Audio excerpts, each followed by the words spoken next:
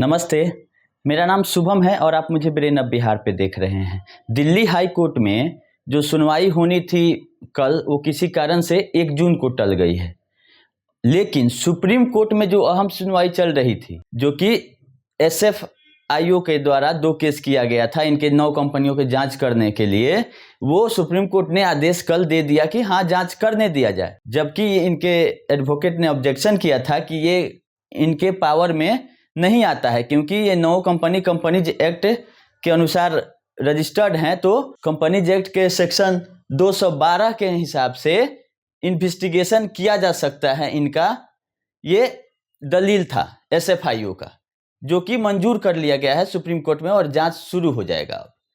तो इस जांच का रिपोर्ट 3 महीना 6 महीना लग सकता है आने में, और जांच जब आ जाएगा रिपोर्ट, तब जाके सेंट्रल गवर्नमेंट ये डिसाइड करेगी, इसका जो मिनिस्ट्री है, कि कंपनी को चलना है नहीं चलना है, फ्रॉड है। अगर फ्रॉड है तो जो किया है उसको साथ ही साथ अरेस्टिंग करके ये ले जाएगी एसएफआईओ, और तब जाके रिकवरी स्टार्ट होगा कि जिस कंपनी का जांच हो रहा है उनका और इनसे रिलेटेड जितने कंपनी हैं और जहां जहां पैसा गया है सबका संपत्ति जब्त होगा और रिकवरी करके क्रेडिटर्स का, जो जमा करता है, उनका भुगतान किया जाएगा। क्योंकि इसमें डायरेक्ट कंपनी, इसमें इसका इन्वेस्टर का लायबिलिटी नहीं है, जो ये 6 कंपनियां 9 कंपनियां हैं। इन्होंने इसी के चलते सोसाइटीज और पार्टनरशिप फॉर्म बनाया है, क्योंकि इसमें कंपनीज एक्ट एप्लीकेबल नहीं हो और एसएफआईओ का पावर सीज हो जाए। सोसाइटी जो इन्होंने बनाया है, जिसमें 86,000 करोड़ रुपया था लिए हुए, उसमें एसएफआईओ का सेक्शन नहीं लगेगा। हाँ, लगेगा कब? जब इस जांच के बाद अगर आएगा कि हाँ, सोसाइटी का भी जांच करना चाहिए, रिलेटेड पार्टी है, तो में भी हो सकता है कि सोसाइटी का भी जांच हो। लेकिन जांच होकर सोसाइटी में आएगा क्या? सोसाइटी में तो केवल पैसा उठाया गया है, खर्चा तो हुआ है सब यहाँ। 86,000 करोड़ में कंपनी ही बता चुकी है 62,000 करोड़ केवल एमबी वैली में हमने इन्वेस्ट किया है।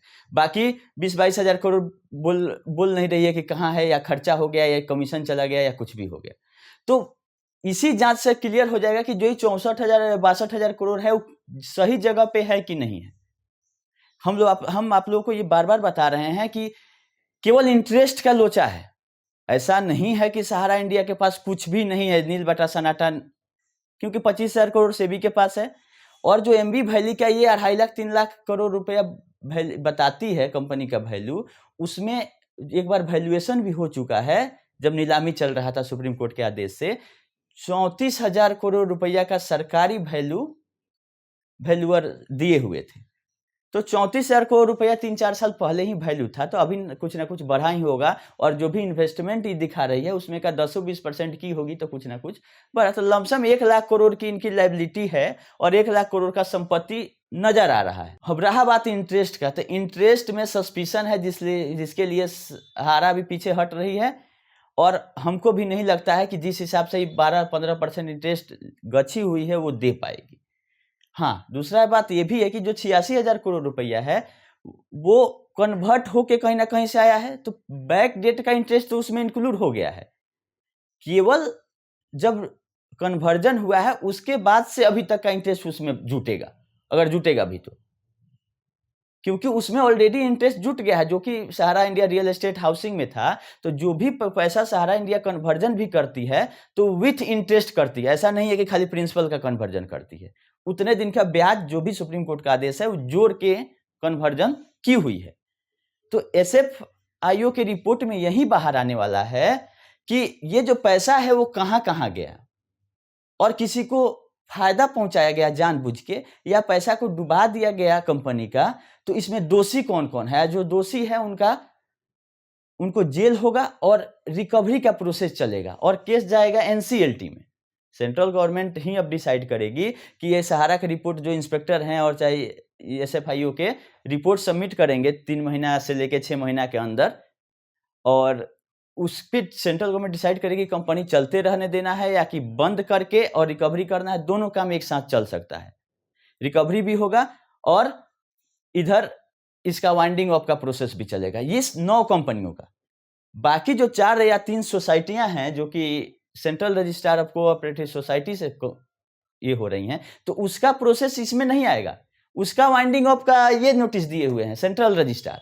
तो चारों कंपनियां का मिला जुला कर 1 जून को क्या होता है दिल्ली हाई कोर्ट में, कहीं से कुछ पॉजिटिव होता हुआ सहारा के लिए नहीं नजर आ रहा है, क्योंकि हमको लगता है कि वहां से भी आदेश यही आएगा कि इनका वाइंडिंग अप का प्रोसेस स्टार्ट किया जाए, क्योंकि भुगतान जो करना था, जो लिस्ट भेजा गया है मात्र 220 करोड़ का, जो कि 1 मिनट में सहारा चाहेगी तो पेमेंट कर सकती है, लेकिन नहीं कर रही है। तो जो लोग पूछ रहे हैं कि कंप्लेन कैसे करना है, तो कंप्लेन करने से अभी हमको नहीं लगता है कि भुगतान तुरंत कर देगी, क्योंकि 67,000 लोगों का कंप्लेन गया है, पैसा किसी को नहीं दी है, बोल रही है कि सेटलमेंट किए हुए हैं 21 करोड़ रुपया का मात्र। तो जब भी भुगतान होगा वो डायरेक्ट दिल्ली से नहीं होना है। आप लोग कंप्लेन करना चाहें तो बाई पोस्ट भेज सकते हैं अपना एप्लीकेशन और बॉन्ड और आधार कार्ड, उसमें कोई दो राय नहीं, फोटो कॉपी, ओरिजिनल नहीं। लेकिन क्या उस जो लोग कंप्लेन किए हैं उन लोगों का भुगतान हो गया है? नहीं हुआ है। तो कम से कम आप लोग एक आवेदन भी देना है तो वो डीएम को दे दें अपने, जो कि एक्ट के हिसाब से ही होगा और एक कंप्लेन वैलिड है। अपने डीएम को आवेदन देना है कि मेरा मैच्योरिटी पुर गया है। हाँ, वही लोग जिनका मैच्योरिटी पुर गया है, जिनका मैच्योरिटी नहीं पूरा है, उन लोगों को कितनों घबराने से भुगतान नहीं होगा, ना कोई कोर्ट इंटरटेन करेगा। आप लोग इंतजार करें जब तक आपका मैच्योरिटी नहीं पूरा हुआ है। मैच्योरिटी पूरा हो जाएगा तभी कंप्लेन आप कर सकते हैं, तभी सहारा लायबल है भुगतान करने का। मैच्योरिटी नहीं पूरा होता है तो ना सहारा को आप बोल सकते हैं, ना एजेंट को बोल सकते हैं कि मेरा पैसा दिलवाइए। तो जिनका मैच्योरिटी पूरा हुआ है वो लोग कंप्लेन डीएम को कर दें कि मेरा भुगतान नहीं हो रहा है, क्योंकि भुगतान होगा तो ब्रांच के माध्यम से ही होगा। जो सेंट्रल रजिस्ट्रार लॉट बना के कंप्लेनेंट का भेज रही है सहारा इंडिया के तीनों सोसाइटी के नोडल ऑफिसर इस कंपनी के एमडीज हैं, जो मैनेजिंग डायरेक्टर हैं वही नोडल ऑफिसर हैं। कोई भी अभी तक जवाब दिल्ली हाई कोर्ट को नहीं मिला है पुख्ता, जिससे कि भुगतान हुआ है, वो बोल रही है कि भुगतान का प्रूफ दीजिए। तो भुगतान हो ही नहीं रहा तो कहाँ से प्रूफ देगी? वो तो संजोग से कल आज का हियरिंग आगे बढ़ गया है, नहीं तो कल ही पता चल जाता। तो भुगतान होगा तो मेल आएगा ब्रांच लेवल पे, जो अकाउंट नंबर आप डालिएगा उस ब्रांच को सहारा इंडिया मेल करेगी और पैसा भेजेगी उसके अकाउंट में। डायरेक्ट दिल्ली से भुगतान नहीं होना है, ब्रांच से ही होगा, क्योंकि इतने लोगों का कंप्लेन है इंडिया भर का, इसका भुगतान का ये रहा पैसा और ये रहा अकाउंट डिटेल, आप लोग पेमेंट करके ब्रांच मैनेजर लोग हमको बताएं, वही रिपोर्ट वहां देना है। तो भुगतान के लिए ना पैसा भेज रही है ना लिस्ट भेज रही है ब्रांच को, अभी तक हमको जो जहाँ तक इन्फॉर्मेशन है। तो भुगतान होगा तो ब्रांच के माध्यम से ही होगा, और इसमें घबराने वाली बात नहीं है। सहारा इंडिया शुरू ही नहीं कर रही है अभी तक भुगतान, अगर शुरू करेगी तो सबका करना पड़ेगा इसको। ऐसा नहीं है कि जो कंप्लेन किए हैं उन्हीं का होगा, क्योंकि 220 करोड़ जहां आप 86,000 करोड़ रुपए सोसाइटी में उठाए हैं, 50% ही मान लीजिए कि मैच्योरिटी पूरा हुआ होगा तो 40,000 करोड़ हुआ। तो 40,000 करोड़ लोगों का कंप्लेन भेजना संभव है? कभी नहीं संभव है। तो कोई ना कोई ये रजिस्ट्रार भी ऐसा तरीका निकालेंगे जिससे किसी को कंप्लेन नहीं करना पड़े, और जिनका मैच्योरिटी पूरा हुआ है उनका ब्रांच के माध्यम से जाके वो लोग भुगतान ले। क्योंकि ये संभव नहीं है कि कोई भी सरकारी संस्था या रजिस्ट्रार को ये 40,000 करोड़ रुपया का आप लोग भेजिएगा, वहाँ स्क्रूटनी होगा तो इसमें 5 साल 10 साल लग सकता है। तो कहीं ना कहीं प्रेशर बना के ये है कि सहारा इंडिया के पास ही कंप्लेन जाए, ऑनलाइन ले और उसका भुगतान करके, हमको खाली प्रूफ चाहिए कि लोगों का भुगतान हो रहा है। सेंट्रल रजिस्ट्रार को इतने से मतलब है, लेकिन सहारा इंडिया ना भुगतान कर रही है और न ही वो वहाँ भुगतान पेमेंट का रिसिप्ट दे रही है दिल्ली हाई कोर्ट में। तो हमने सोचा आप लोगों को बता दें यहीं कि अब वाइंडिंग अप का प्रोसेस इसका चारों सोसाइटी का रजिस्ट्रार करेंगे, और 9 कंपनियों का अगर फ्रॉड निकलता है तो सेंट्रल गवर्नमेंट डिसाइड करेगी कंपनी को चलाना है या बंद करना है। अगर बंद करना होगा तो एनसीएलटी में भेज दिया जाएगा और रिकवरी दूसरे तरफ से चालू हो जाएगा। हाँ, लेकिन रिकवरी होके पैसा सबसे पहले मिलेगा तो जिन लोगों का पैसा जमा है, वो क्रेडिटर हैं कंपनी के, उन्हीं लोगों का मिलेगा। और अभी तक जो कंपनी ने लॉस किया है वो कहीं ना कहीं से उसका भी कमाई था 40 साल का, जो कि लॉस किया है। थोड़ा बहुत आप लोगों का इंटरेस्ट हमको उम्मीद है कि लॉस होगा, लेकिन प्रिंसिपल का 100% श्योर रहिए कि मिलेगा। वो कोर्ट करवाए या सोसाइटी के रजिस्ट्रार करवाएं, ये मिलेगा, घबराने वाली कोई बात नहीं है। और कंप्लेन करने के लिए इतना उत्सुक नहीं होना कि कंप्लेन कैसे करें, तो ऑनलाइन भी आप ग्रीवांसेस डाल सकते हैं, लेकिन उससे कोई अभी फायदा होते हुए हमको नहीं नजर आ रहा है। आप लोग केवल डीएम को एक आवेदन दे दें कि हमारा भुगतान पूरा हो गया है। डीएम वाला केस भी पटना हाई कोर्ट में आएगा। और दूसरा एक चीज हम देख रहे हैं कि बहुत लोग नेता विधायक से मिल रहे हैं। परसों का एक वीडियो हम देख रहे थे कि धर्मेंद्र प्रधान जी पैर पे पैर चढ़ा के और बात कर रहे हैं सहारा इंडिया के जो एजेंट्स हैं, जो कि बहुत बुरा लगा हमको, क्योंकि सहारा इंडिया के एजेंट ऐसे नहीं हैं कि लग रहा है कि कोई भिखमंगा खड़ा है उनके सामने और वो महाराजा महाराजा हैं।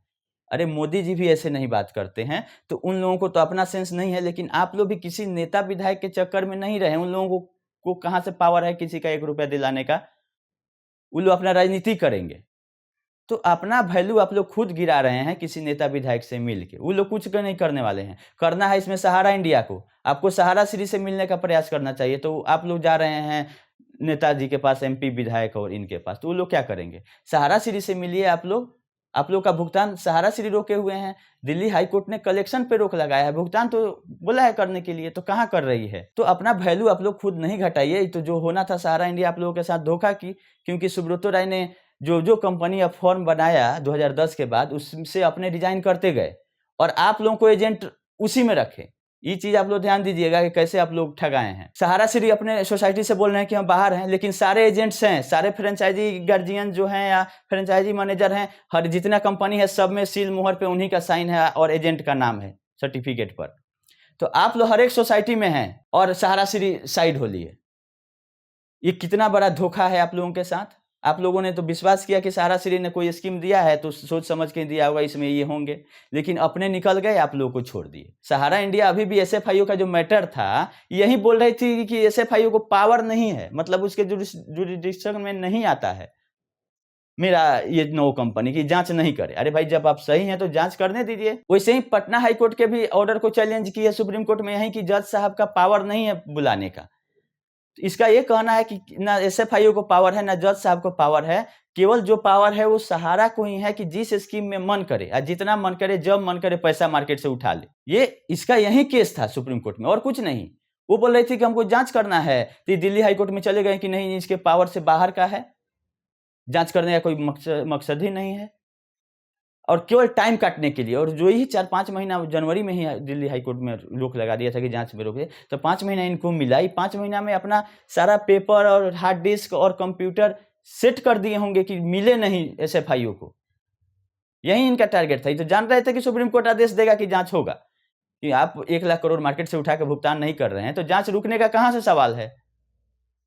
तो इतना दिन ये खाली हाई कोर्ट और सुप्रीम कोर्ट करते हैं अपना सेटलमेंट करने के लिए, कि कैसे अपना जो ये डॉक्यूमेंट है या कागजी ये है सब कुछ हम अपना सेटल कर दें, या कंप्यूटर है वो हटा दें, चाहे कुछ भी करें, नहीं मिले। लेकिन ऐसा कुछ नहीं है। जो भी एसएफआईओ में आदमी रहते हैं वो रॉ और सीबीआई और आईएएस आईपीएस लेवल के रहते हैं। इनका कोई चाल चलने वाला नहीं है। तुरंत अरेस्टिंग करेंगे, तुरंत नॉन बेलेबल है, जल्दी बेल भी नहीं मिलता है एसएफआईओ के मैटर में। 24 घंटा के अंदर स्पेशल कोर्ट में पेश करेगी अरेस्ट करके कि इन्होंने ये गलती किया है। खाली साबित होने दीजिए और जल्द से जल्द इनका सारा जो गड़बड़ी है 8-10 साल का सब बाहर निकाल के रखेगी। आप लोग खाली विश्वास रखिए सरकार पे और कोर्ट पे, क्योंकि सरकार के आदेश से ही एसएफआईओ की जांच हो रही है। धन्यवाद।